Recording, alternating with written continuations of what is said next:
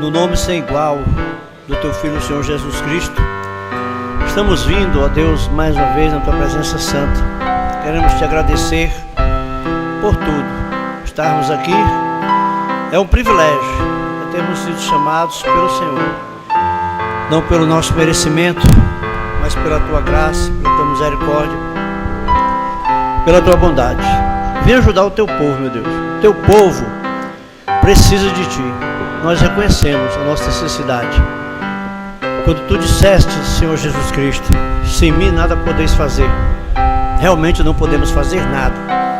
E nós precisamos ser limpos pelo Senhor. Ajuda-nos a produzirmos algum fruto, porque vara que dá fruto, o Senhor limpa para que dê mais fruto. Já a vara que não dá fruto, o Senhor corta. Tem misericórdia de nós. Lava os nossos corações no Teu sangue. Nos abençoa. No nome de Jesus Cristo. Amém. Boa noite com Jesus e graças a Deus que nos dá a vitória, né? Por nosso Senhor Jesus Cristo. Nós vamos abrir nossas Bíblias aí, São Lucas capítulo 17. E nós vamos ler até o 30. Eu creio que o versículo 30... são os versículos chaves da mensagem, né? Os versículos chaves. Assim será no dia em que o Filho do Homem se há de manifestar. Do 22 ao 30. E disse aos seus discípulos: dias virão em que desejareis ver uns dos dias do Filho do Homem, não vereis. E dir-vos-ão: ei-lo aqui, ou ei-lo ali, não vades nem os sigais, porque como o relâmpago ilumina desde uma extremidade inferior do céu até a outra extremidade, assim será também o Filho do Homem no seu dia. Mas primeiro convém que ele padeça muito e seja reprovado por esta geração. E como aconteceu nos dias de Noé, assim também será nos dias do Filho do Homem. Comiam, bebiam, casavam e davam-se em casamento, até o dia em que Noé entrou na arca e veio o dilúvio e consumiu a todos. Como também da mesma maneira aconteceu nos dias de Ló. Comiam, bebiam, compravam, vendiam, plantavam e edificavam.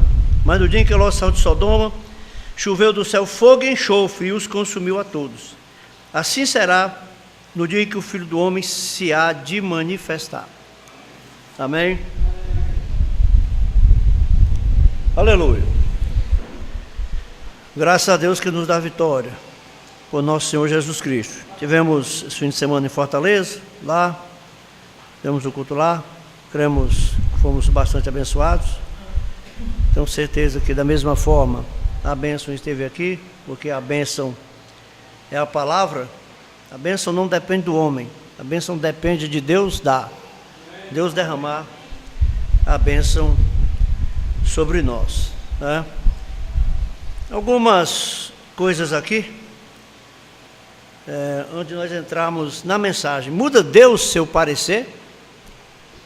Deus não muda o seu parecer. O que Deus pensava lá atrás, Deus continua pensando até hoje. Só tem uma coisa que Deus não faz: Deus não muda, né? Deus não muda, porque o Senhor não muda. Então nós encontramos que quando for na vinda de Jesus, tudo vai estar normal.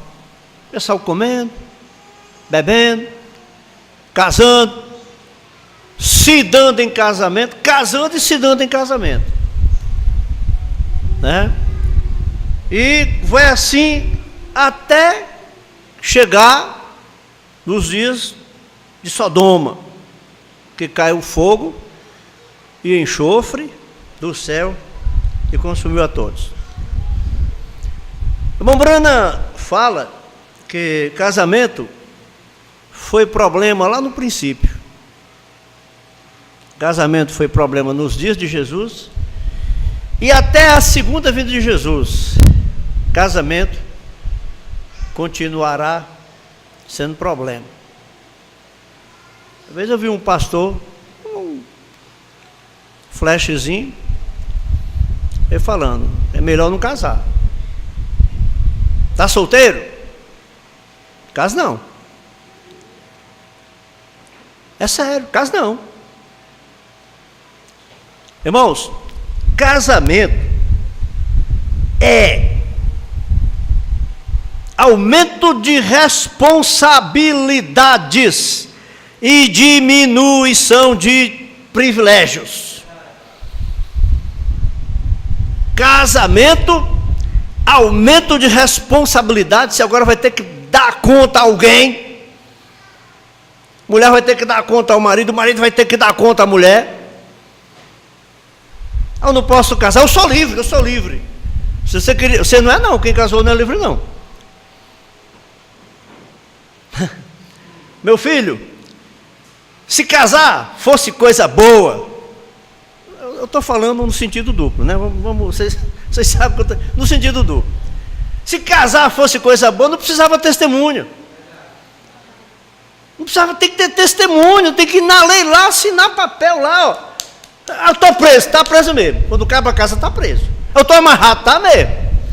É justamente um dos sinônimos de casamento, é se amarrar. Eu estou amarrado. Tá. Você está amarrado. Você era solto, agora está amarrado, filho. Você casou. E casamento é até que a morte o separe. Irmãos, casamento, o que Paulo disse? Eu quereria poupar-vos dos sofrimentos na carne. Eu casei e não me arrependo. Melhor é casado. Mas que tem luta, tem. Que tem pressão, tem. Já não basta as pressões que você aguenta da vida. Aí você casa, vai aguentar a pressão de uma mulher. E a mulher do homem. E a mulher do homem, aguentar a pressão. Muitas vezes indevida.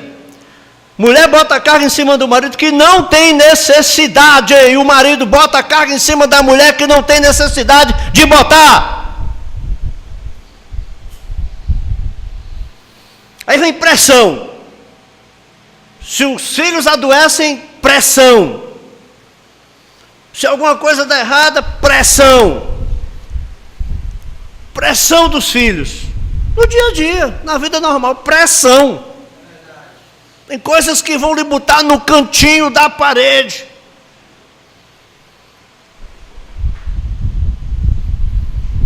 Ah, meu Deus do céu, o filho perfeito. Só se fosse o robozinho. Fulaninho, pois não, papai.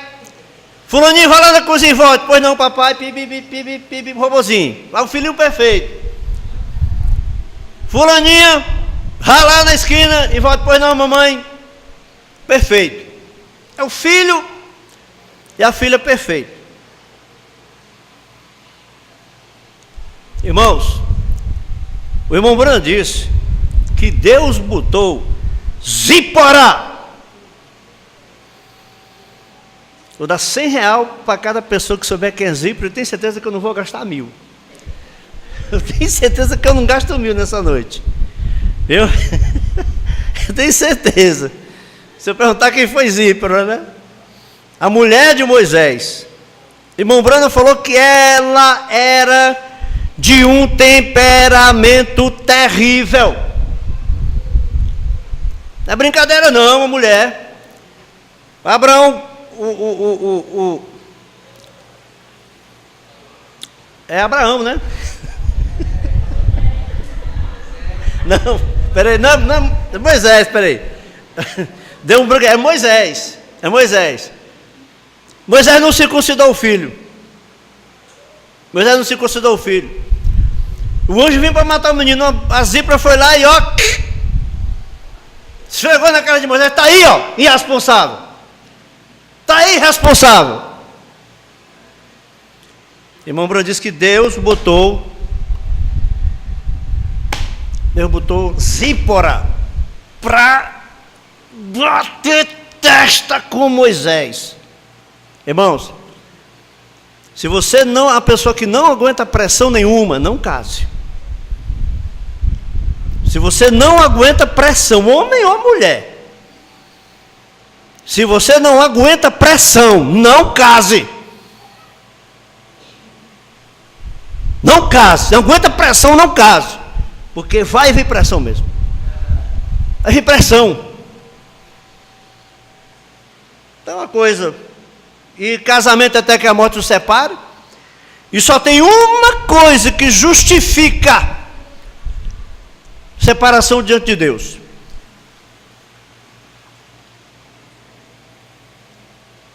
Seria infidelidade conjugal, adultério, prostituição. Justificaria, seria a única coisa que justificaria. Fora disso, pode quebrar as panelas nas cabeças uns dos outros, que não justifica a separação. Pode quebrar a panela, que hoje não quebra, né? A massa porque é de alumínio, né? Antigamente quebrava que era de barro. Pode quebrar as panelas na cabeça um do outro, que não, tem que ficar junto.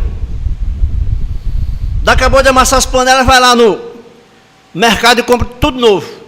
Mas não pode separar não. Casamento até que a morte o separe. E assim a vida foi até aos dias em que veio do céu fogo e enxofre e destruiu Sodoma.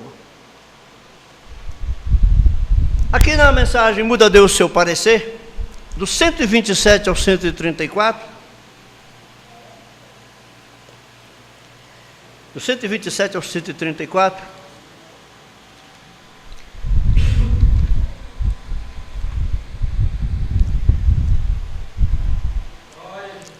agora nós descobrimos que é no tempo quando esta grande coisa foi mencionada, e descobrimos que estamos dando falta de algo em nossas igrejas, e isso é o poder de Cristo. O Branham estava se referindo a quando eles foram no templo e Jesus ficou no meio dos doutores, e depois só foram encontrar Jesus depois de 3 dias. Então, irmão Branham disse, estamos notando, está faltando algo em nossas igrejas, e isso é o poder de Cristo. Agora veja, né? Eu ainda quero voltar no casamento de novo. Eu gosto de casamento, viu? Eu gosto demais de casamento. Irmãos, quem é casado não pode andar como se fosse solteiro, não. Quem é casado não pode andar como se fosse solteiro, não. Homem casado não pode viver como se fosse solteiro, não. Mulher casada não pode viver como se fosse solteira, não. Tem que ter limite. Tem que ter limite. Agora veja, eu não quero criticar. Eu os amo e genuíno, verdadeiro amor é sempre corretivo. Amor corrige. Agora estamos dando falta de Cristo em nossa igreja. Irmãos, onde tem problema não tem Cristo. E onde tem Cristo, não tem problema. Bote isso na cabeça. Você precisa amadurecer, você precisa se tornar um cristão. Se você vive, se a sua vida só é problema, você não tem Cristo com você. Nós somos humanos, estamos sujeitos a tudo, a nos irritarmos, até podemos perder, até certo ponto, o controle, até certo ponto. Mas se nós temos Cristo, nós temos 95, 97% de paz. Estamos dando falta de Cristo entre nosso povo pentecostal. Nossos irmãos e irmãs, alguma coisa errada. As antiquadas reuniões de oração que costumavam ter, dia e noite inteiros, eles não mais os têm. Nossas mulheres costumavam ter cabelo comprido, elas não mais têm. Seria uma vergonha para uma mulher se pintar e usar pintura, lá nos dias primitivos. Mas o povo é assim. A Assembleia de Deus, até 10 anos atrás, não aceitava a mulher cortar cabelo, nem usar brinco, nem nada. A Assembleia de Deus liberou. Quem é a Assembleia de Deus para liberar o que a palavra de Deus proíbe? Eles que pregaram desde 1910 aqui no Brasil, contra a mulher cortar cabelo, vestir calça comprida. A Assembleia de Deus liberou essas roupas agora. E vergonhosamente você vê os crentes tudo de mulher, tudo de calça comprida, porque a igreja liberou. Eu quero saber se Jesus liberou. Eu quero saber se a Bíblia liberou a mulher cortar o cabelo. Lá nos dias primitivos era uma vergonha atuar da maneira que essas mulheres atuam. Algo saiu errado. Nada de errado com Cristo. Vejam, mas algo saiu errado. Alguma coisa em algum lugar. O púlpito costumava não teria permitido tal coisa, mas permite agora. Vejam, a crise está em andamento e estamos dando falta de alguma coisa. Estamos dando falta do poder que devíamos ter. Cadê o poder? O maior poder que um homem pode ter, irmãos, que uma mulher pode ter, o maior poder que um ser humano pode ter, é o poder de se controlar. É poder se controlar. Porque as pessoas, regra geral, perdem o controle. Isso é falta de poder. Cadê o poder? Poder não é falar língua estranha, poder não é curar enfermo. Porque é o que todo mundo queria ter. Pular 10 degraus, mas não tem nem controle, não pode nem se controlar. E grandes sinais e maravilhas, bem neste edifício, devia estar tão repleto do poder de Deus. Agora, que um pecador não poderia permanecer aqui, o Espírito Santo condenando isto, bem rapidamente assim, como Ananias e Safira, e estamos dando falta de algo. Ananias e Safira, o irmão Bruno diz que aquilo aponta para o dízimo. Venderam a propriedade e entregaram só metade do dinheiro na igreja. Ainda se combinaram para mentir. Vendemos, portanto, guardando uma parte da totalidade. Né? Irmãos, dízimo você dá do que você ganha. Se você vende uma casa por 100 mil, é 10 mil é dízimo. 10 mil é dízimo. Você dá do que você ganha. Se você não ganha nada, também não dá nada. Mas Ananias e Safira mentiram, dizendo que tinham vendido a propriedade por um tanto, e era muito mais. E o Espírito Santo disse, por que Pedro disse, o Espírito Santo disse em Pedro, por que vocês se combinaram para mentir? Vocês disseram que venderam por tanto, e foi por tanto. Morreram na mesma hora. Agora o que aconteceu? Agora o que aconteceu?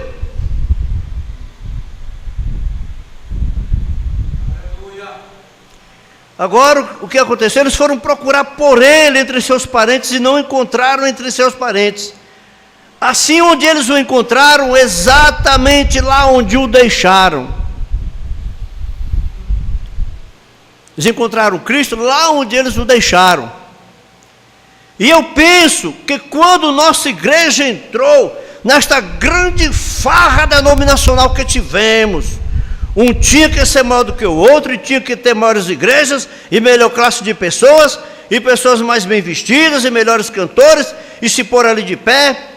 Eu gosto de bons cânticos, eu gosto de genuinamente cânticos pentecostais à moda antiga, mas eu não posso suportar essa coisa fingida.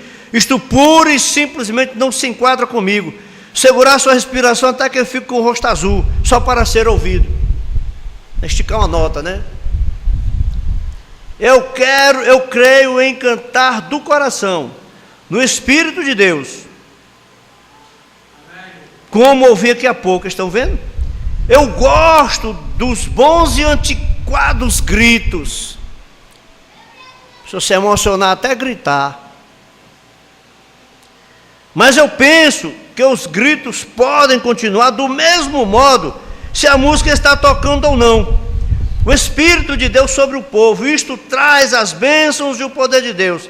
Eu creio que as pessoas podem testificar e cantar e louvar a Deus no trabalho, onde quer que estejam, verdadeiramente. E agora estamos dando falta de alguma coisa. Onde o encontraremos? Exatamente onde o deixamos, na palavra. Irmãos,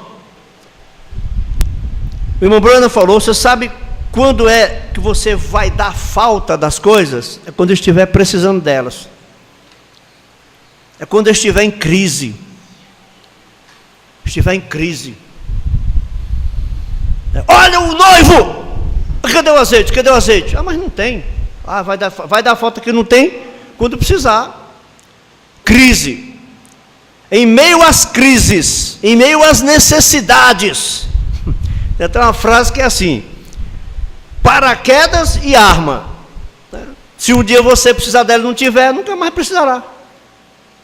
A pessoa, você precisar de um paraquedas assim, e não tem um paraquedas, o que vai acontecer? Vai cair, vai morrer. O problema é esse: quando vier as crises, nós vamos ver que não temos o que precisávamos ter na hora da crise. Aleluia. Irmãos, pressão. Aquela oração das serenidades, que foi um soldado que precisava entrar no campo inimigo lá. Se ele fosse visto, ele seria morto. Ele foi escolhido, e se ele morresse também, os outros tinham pouca chance de escapar. A salvação era ele chegar lá e fazer aquela missão, ele salvar todo mundo. Diz que ele, sendo um cristão, ele fez essa oração: Senhor, concedei-nos a serenidade necessária para aceitar as coisas que não podemos modificar, coragem para modificar as que podemos, e sabedoria para distinguir uma da outra. Irmão, quando você não puder modificar uma situação, ore.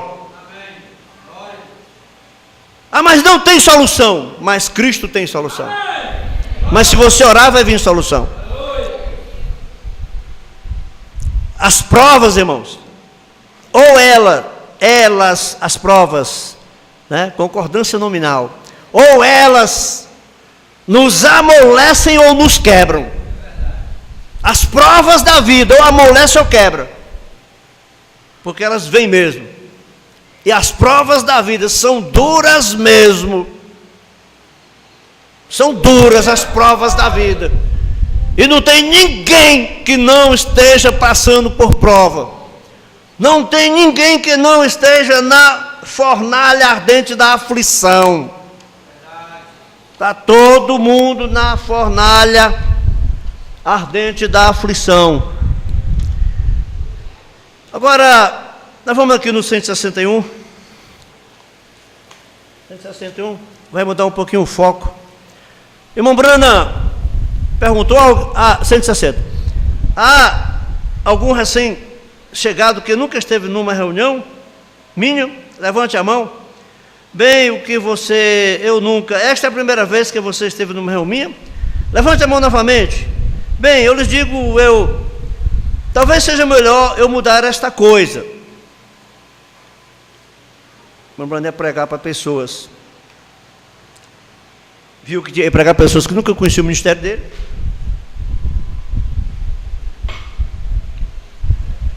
Um irmão diz: explique um pouquinho a respeito do ministério do irmão. Irmão Brana diz: bem, seria melhor. O irmão Brana até mudou o rumo da pregação. Irmãos, nós não podemos fixar. Eu posso estar com a pregação preparada, mas se eu chegar aqui, a coisa, por algum motivo, eu sentir direção para outra, eu mudo. Ora, e se a direção for a que Deus me deu na última hora? Como é que eu vou saber que se não é a direção? Então veja, para vocês que acabaram de entrar, isto vai requerer-me só um pouquinho, alguns minutos mais. Deixe-me explicar, porque vocês não irão embora com a impressão errada. Vejam, impressão errada das coisas. Eu creio em cada ato de Deus, mas eu sem dúvida creio que a Bíblia nos promete, nos últimos dias, que há de vir novamente. A igreja tem de se pôr na mesma ordem em que estava, em que Jesus a deixou quando partiu. Tem que estar na mesma ordem. Agora passamos pela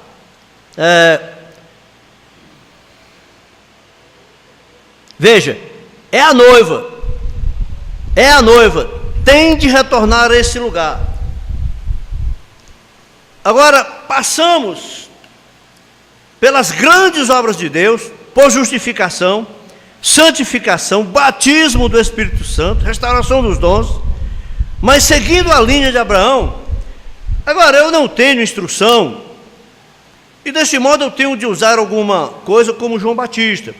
Ele não tinha instrução também, ele foi para o deserto com cerca de 9 anos e nunca recebeu instrução. Desse modo, seus sermões eram mais baseados na natureza, raça de cobras.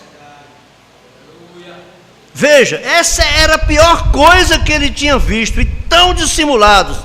E ele chamou aqueles sacerdotes de cobras. Serpente, né? Ele disse: raça de cobras, quem vos ensinou a fugir da ira que está para vir? Não comeceis a dizer, temos isto e pertencemos a isto. Até destas pedras pode Deus. E isso é o que ele tinha visto na ribanceira do rio. Suscita filhos a Abraão e também o machado.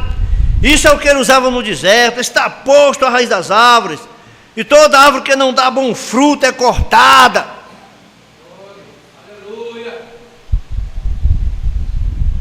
Irmãos, se preocupe em dar frutos espirituais. Vamos se preocupar. Esse é o tipo que ele queimava, de que ele fazia lenha. Veja, mas as boas árvores, ele simplesmente fazia seus sermões assim. Assim nisto, eu quero dizê-lo desta maneira: estamos no tempo do fim, o tempo da colheita. Agora, na jornada de Abraão, ele se encontrou com Deus o tempo todo em diferentes formas, e assim por diante, o qual podíamos tomar isto e mostrá-lo. Nós somos semente de Abraão se estamos em Cristo. Amém. Isaac era realmente seu filho menor, era seu filho sexualmente, mas espiritualmente Cristo foi a semente de Abraão, sua semente real, sua fé. Agora nós descobrimos que sua semente real faz a mesma jornada, isto é, a noiva de Cristo faz a mesma jornada que Abraão fez. E o último sinal que Abraão viu antes do filho prometido chegar foi quando Deus manifestado em um corpo humano e 2 anjos baixaram. Jesus disse em São Lucas, capítulo 17, versículo 30, que, como aconteceu nos dias de Noé, ele contou acerca do tempo de Noé, e disse, como aconteceu nos dias de Sodoma, veja, sua vinda, assim será nos dias quando o Filho do Homem estiver sendo revelado. Aqui é onde as pessoas querem se confundir, querem pedir o Filho do Homem sendo revelado, mesmo em carne, com algo pessoal.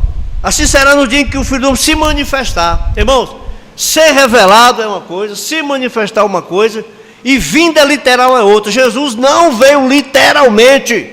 O irmão Branham diz: Jesus Cristo vem 3 vezes.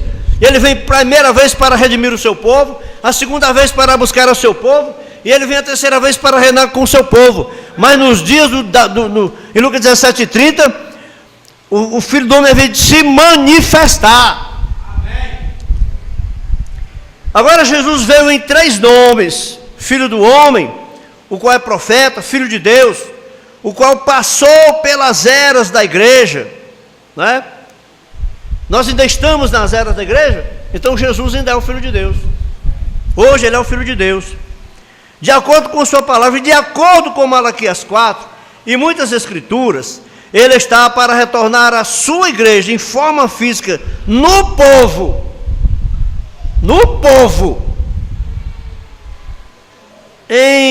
em seres humanos, como sendo um profeta. Está vendo?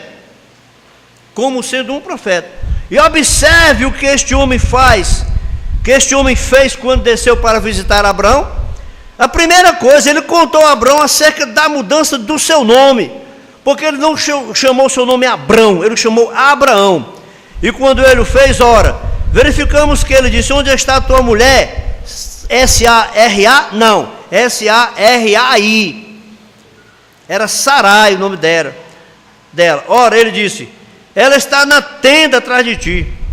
Ele disse, agora ela tinha 90 e Abraão tinha 100. E ele disse, agora vou visitá-lo, de acordo com a promessa, por este tempo da vida. E Sara no interior ouvindo através da parede da tenda. E ela riu-se consigo. E o anjo, homem sentado ali, discerniu seu espírito na parte de trás dele e disse, por que se riu Sara dizendo acerca destas coisas? Bem, eles fizeram Sara sair e ela negou isto. Ele disse, mas tu de fato o fizeste. Ela estava assustada. Agora Jesus disse, pouco antes da vinda do Filho de Deus, ou do Filho de a segunda vinda, que esta era na qual vivemos, ele veio como Filho do Homem, um profeta, porque isso cumpre a Escritura. Moisés disse, o Senhor vosso Deus despertará um profeta como eu. Todos sabemos que esse foi Jesus, não sabemos? Aí os inocentes que dizem que não tem profeta depois de João, começa a cair logo aqui, porque Jesus foi o profeta semelhante a Moisés, e foi depois de João. As pessoas não têm revelação, claro que tem que interpretar. A lei e os profetas duraram até João. Desde então introduzido o reino de Deus, o todo homem prega a força para entrar nele. Ora, a lei e os profetas duraram até João. Não tem mais profeta hoje, é a lei e os profetas da lei. Seguiu com a graça, e na graça tem os profetas da graça. Jesus foi. O Apocalipse é uma profecia. João escreveu o Apocalipse. João era profeta. Paulo era profeta. Ágabo era profeta. E ainda depois da era da igreja, na grande tribulação, se levantarão 2 profetas. Apocalipse capítulo 11. Ele veio como Filho do Homem, um profeta, porque isso cumpre a Escritura. A congregação diz amém. Assim, ele teve de vir de acordo com a Escritura, um profeta. Ele nunca chamou a si mesmo, a si próprio Filho de Deus. Ele chamou a si próprio Filho do Homem. Mas agora ele no decorrer das eras da igreja, agora, ele tem sido o Filho de Deus. No milênio ele será o Filho de Davi. E é o mesmo Jesus. São apenas títulos, irmãos, e cumprimento de ofícios ministeriais.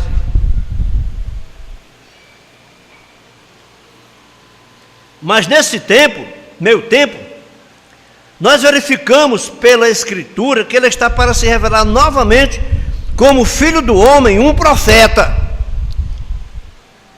Se manifestar como profeta. Porque a palavra do Senhor vem somente a profetas, nunca a teólogos. Amós capítulo 3, versículo 7.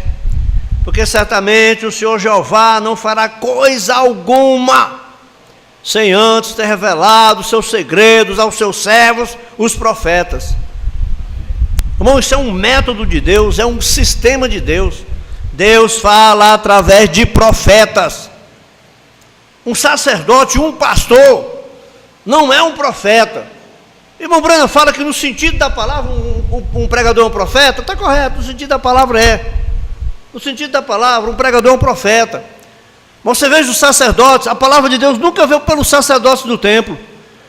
Tinha os sacerdotes que ali, ano após ano, ofereciam sacrifícios, estavam tudo de acordo com a lei de Deus, tudo de acordo com os ensinos de Moisés, que Deus tinha dado através de Moisés, tudo correto. Mas quando a palavra de Deus vinha por um profeta. Nunca veio por um sacerdote, sempre vinha por um profeta. A não ser quando aquele sacerdote era também profeta. Bem entendido, mas vem aos profetas, Amós 3,7. Mas agora, no milênio ele será o filho de Davi sentado no trono de Davi. Mas neste meio tempo, nós verificamos pela Escritura que ele está para se revelar novamente como Filho do Homem, um profeta. Está para se revelar como um profeta. Porque a palavra do Senhor vem a profetas somente, nunca a teólogos. É a profetas. E o Senhor disse que ele não fazia nada em sua palavra imutável, como acabamos de falar, sem primeiro mostrar aos seus profetas. E o tempo do fim, esses 7 selos que esta Bíblia tem selados, os mistérios cétuplos de tudo de Cristo, tem de ser revelado primeiro, e isto somente pode ser trazido a um profeta. Eu dar essa mensagem aqui. 65. Aleluia.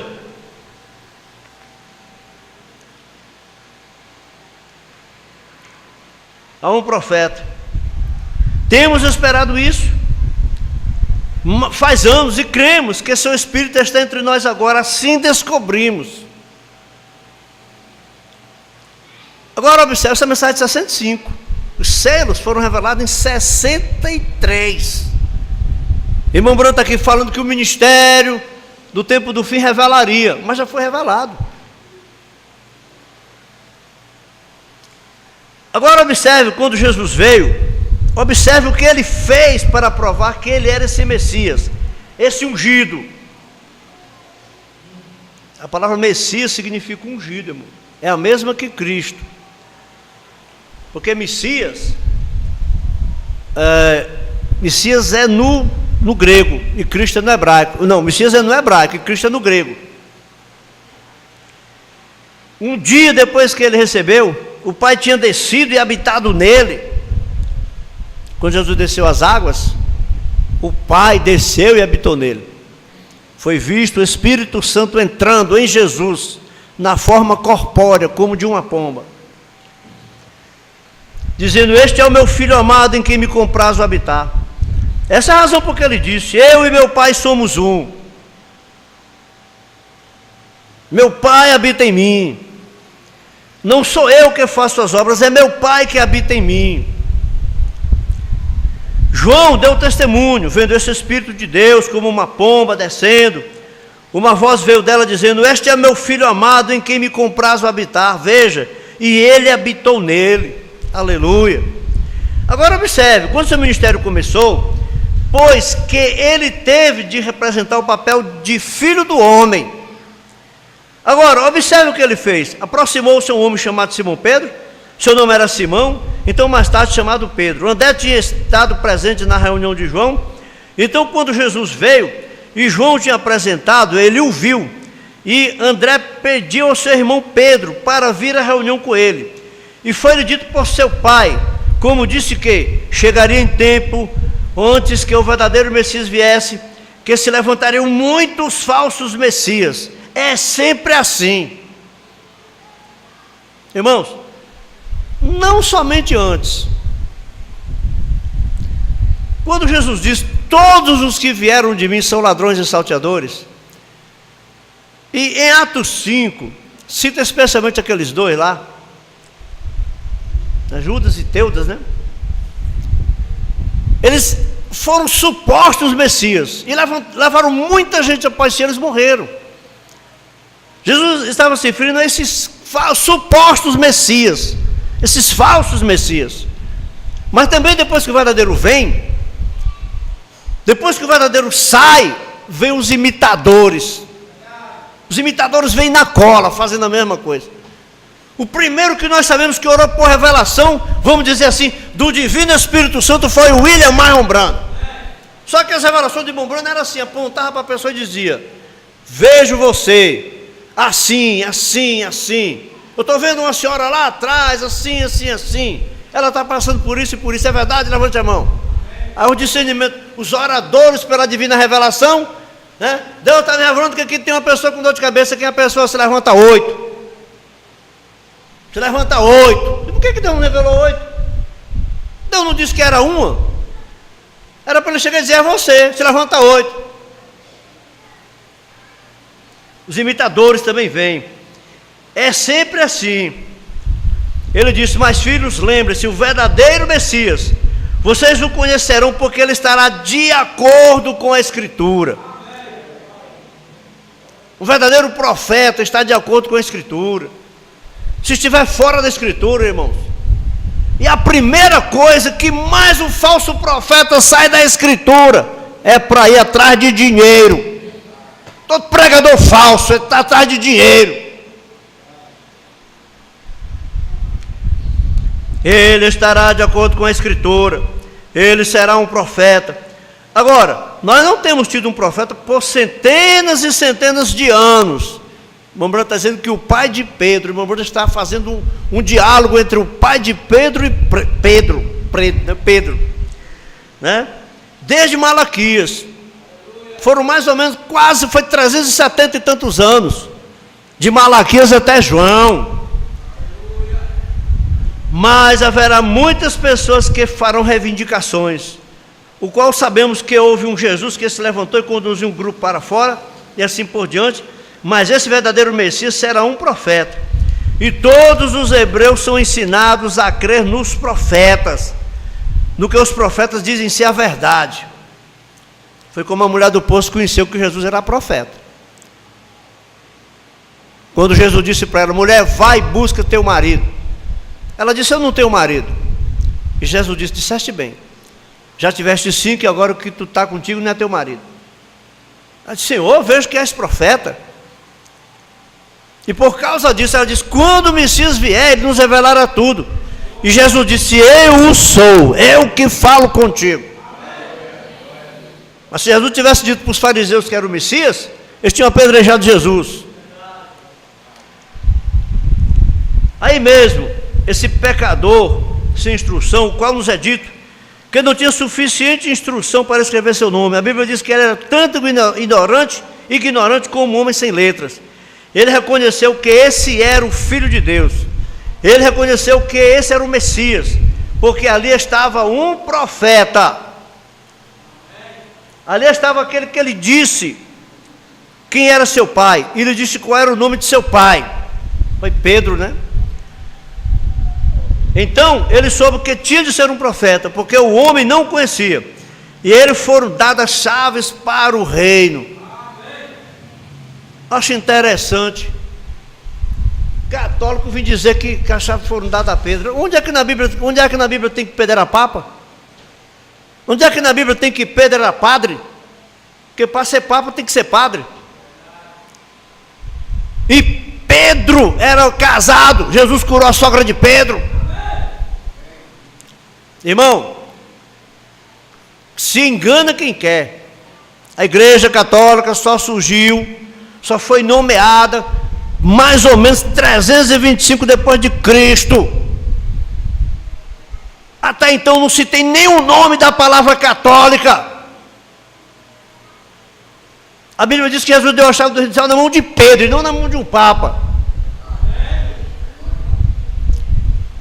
E encontramos que ali havia alguns de pé ouvindo isso, e um chamado Filipe, o qual estava tendo estudos bíblicos com um amigo chamado Natanael, esperando pelo Messias. Desse modo ele correu ao redor da montanha, cerca de um dia de viagem, retornou, e encontrou Natanael ali sob uma figueira, orando. E ele disse: vem, vê quem nós encontramos, Jesus de Nazaré, o filho de José. Desse modo Natanael ou Felipe, Natanael, melhor dizendo, sendo um homem bom, ele disse: agora, poderia vir alguma coisa boa de Nazaré? Ele disse: bem, vem e vê. Agora, esse é um bom conselho. Venha, veja por si mesmo, não fique em casa e critique. Venha, verifique. As pessoas ficam criticando em vez de vir e verificar. Examinai as Escrituras, vós cuidais ter nelas a vida eterna. Jesus disse: são elas que de mim testificam. Assim, a caminho de volta, sem dúvida, eles tiveram uma pequena conversa. Ele lhe contou e disse: você conhece aquele pescador que não conseguia assinar aquele bilhete daquele peixe que você comprou aquele dia? Ele lhe contou. Você sabe que seu pai estava lá na igreja, seu nome era Jonas, você se lembra assim? E ele lhe contou que ele era. Terei de ver isso. É muito bom, às vezes a gente vê, viu? Irmão, eu não gosto muito de ver o que os outros vê, não.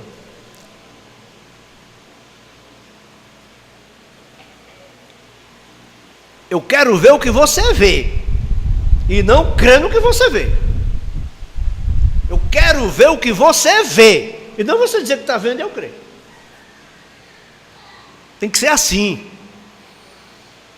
Já vi pastores assim: se tal pastor disser que essa parede aqui é azul, você tem que crer que é azul. Não, irmão, só creio que é azul se eu ver azul. Isso não é bíblico. Isso não é bíblico. o pastor tem que dizer o que está na palavra. Se não estiver na palavra, eu não posso crer. Assim, quando ele chegou lá, e talvez ele estivesse na fila de oração, onde Jesus estava, eu não sei, ele tinha caminhado até a presença de Jesus. Jesus olhou para ele e disse: eis aqui um israelita em quem não há dolo. Dolo é engano, mentira, fingimento, falsidade. Dolo, maldade. É tanto que quando a pessoa pode cometer um crime, né, doloso ou culposo, mata uma pessoa, ele é culpado de matar, mas pode não ser doloso. Quando é doloso, é feito com intenção de matar. Então esse israelita tem que ir numa maldade.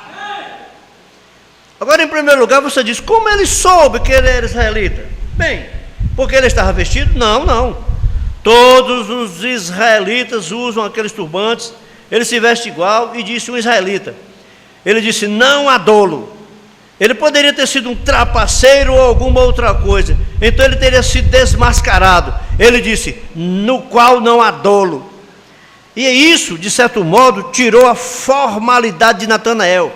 De forma, ele disse: Rabi, quando me conheceste? Ora, eu não entendo isso. Quando me conheceste? Eu não conheço. Eu acabei de ser trazido aqui por Filipe. Quando me conheceste?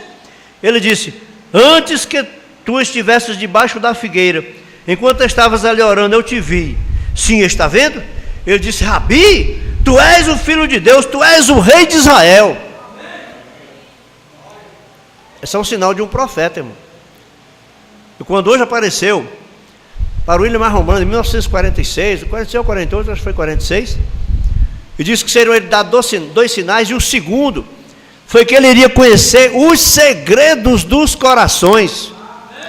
Foi de Irmão Branham começou a ter a revelação dos segredos dos corações das pessoas.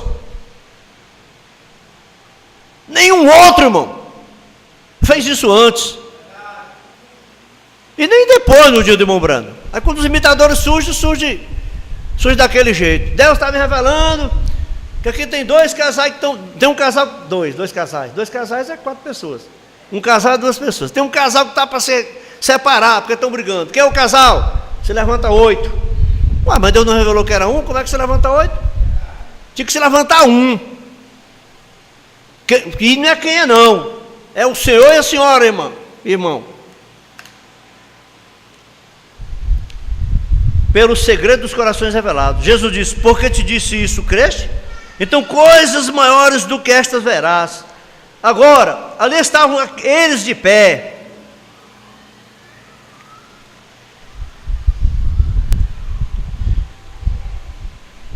Agora deixe-me dar uma pequena advertência.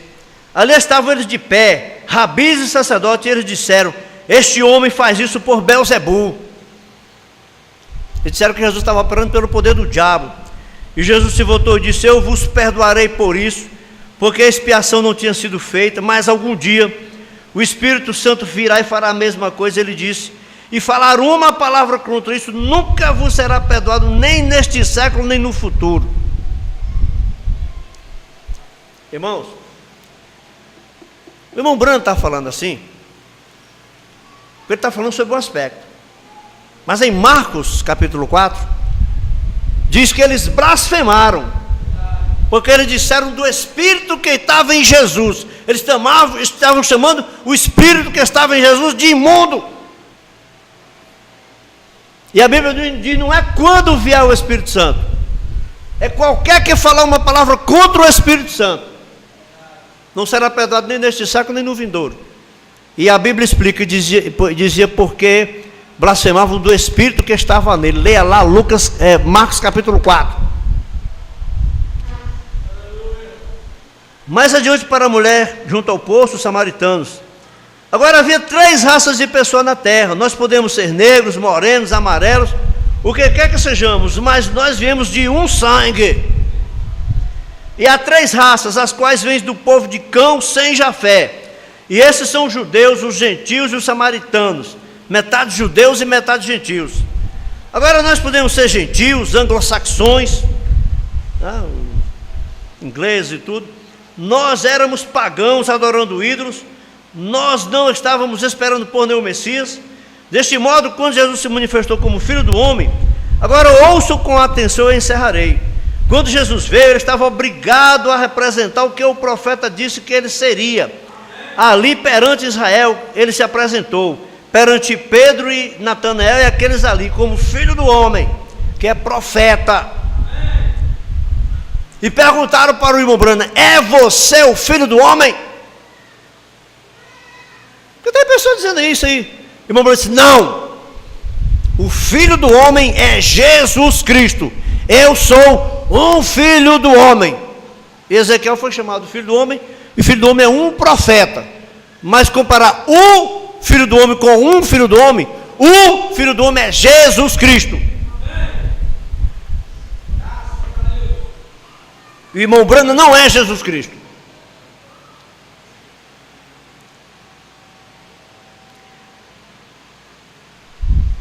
Agora, era necessário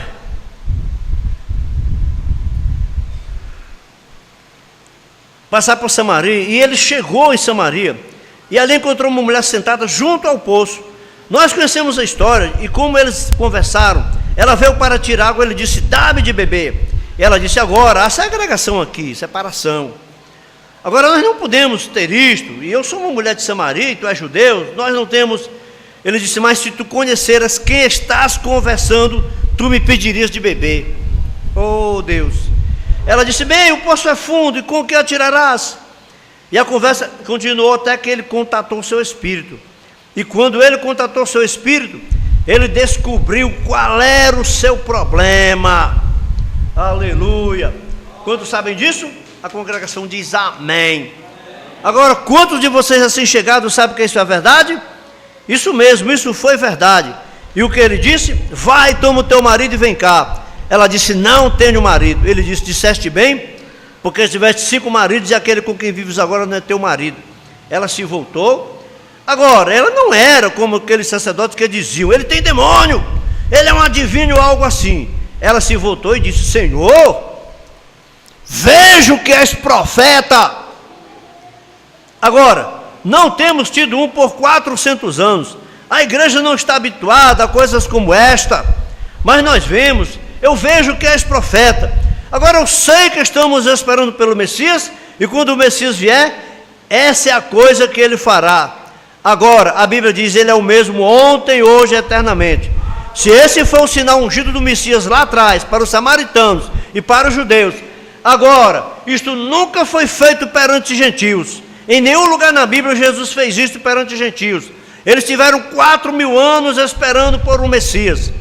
Nós temos tido 2.000 anos com o treinamento deles também para esperar por um Messias.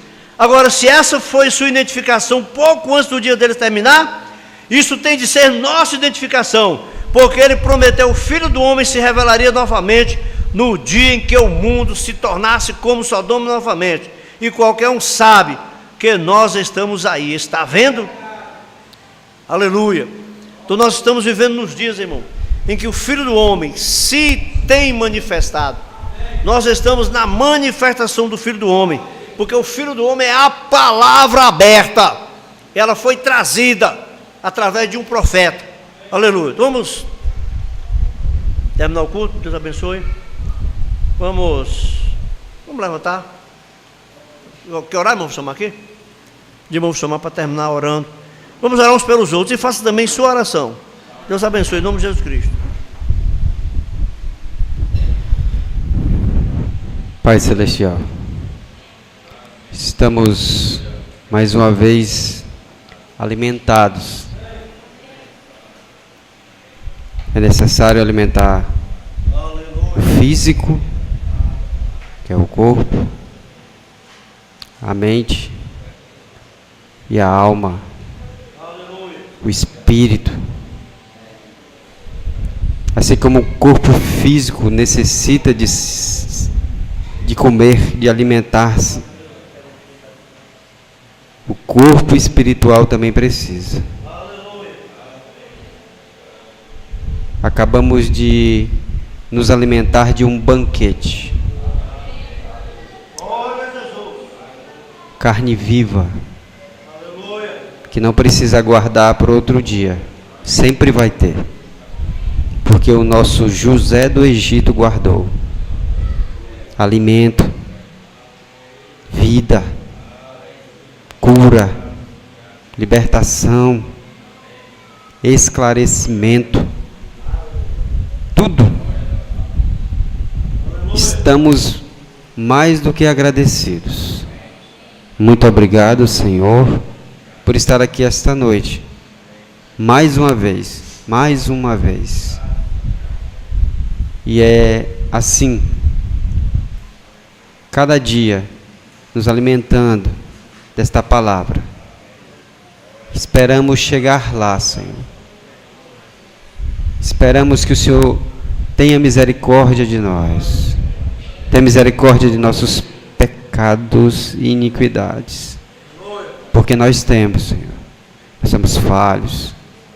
Mas nós cremos de todo o nosso coração, de toda a nossa alma, de todo o nosso espírito, de toda a nossa vida, que esta é a mensagem para o fim, a mensagem para a hora do fim. Muito obrigado, Senhor.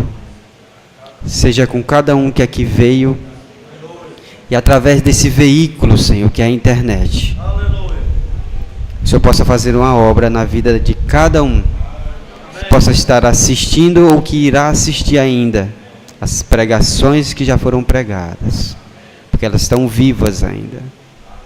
O Senhor possa ir de encontro a essas pessoas, libertá-las, ajudá-las, consolá-las, porque às vezes há problemas que não vão ser resolvidos agora, mas o Senhor traga o consolo. Mostre que o Senhor está trabalhando para ajudá-la, porque o Senhor está trabalhando para nos ajudar. Às vezes pensamos que não, às vezes pensamos que está tudo errado, mas para Deus está tudo certo. Vai dar tudo certo no final. Ele está trabalhando na sua vida, na minha vida. Nós pedimos por esse pastor, porque é falho, é homem, é ser humano, precisa das nossas orações, assim como toma decisões acertadas, também é passivo de tomar decisões erradas, mas o Senhor o ajude, Senhor. O Senhor seja com ele, qualquer que for a decisão, no nome do Senhor Jesus Cristo.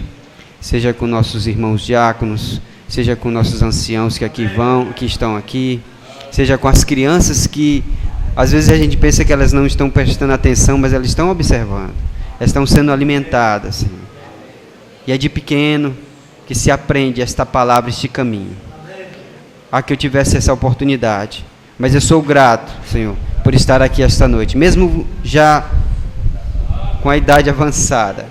A velhice já está chegando, os cabelos brancos já estão aparecendo, mas eu estou aqui para te servir, para te adorar. Enquanto o Senhor deixar, Senhor, eu quero ficar aqui. Muito obrigado. Nos leve em paz para os nossos lares. Estamos agradecidos por tudo, pelo levantar, pelo andar, pelo beber, pelo falar, pelo livramento que nem sabemos que aconteceu, mas o Senhor nos livrou. Muito obrigado, leva-nos em paz, no nome do Senhor Jesus Cristo, amém.